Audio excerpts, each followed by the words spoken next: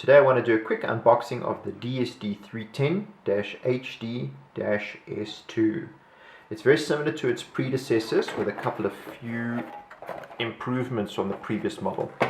Inside of the box you will find a power supply, a set of RCA cables, a user manual, batteries and a remote.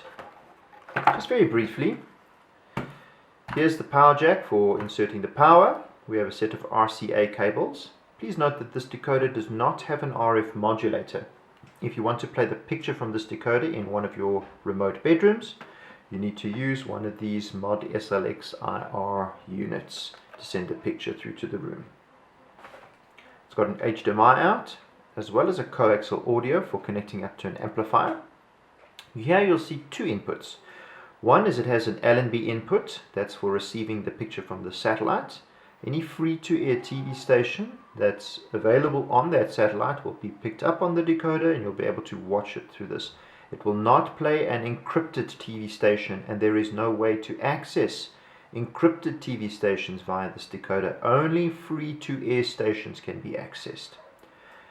It also has an antenna input. Please note that this decoder is also DVB-T2 compatible. So what that means is the broadcasts from Centec you'll be able to pick up on this decoder and you'll be able to watch them. There's the SABCs, there's ETV and a few extra TV stations and radio stations.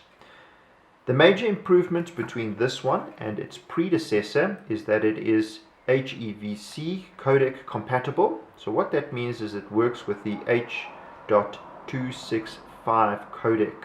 It is 4K compatible as well. Just like its predecessor, it also has PVR functionality on the unit itself.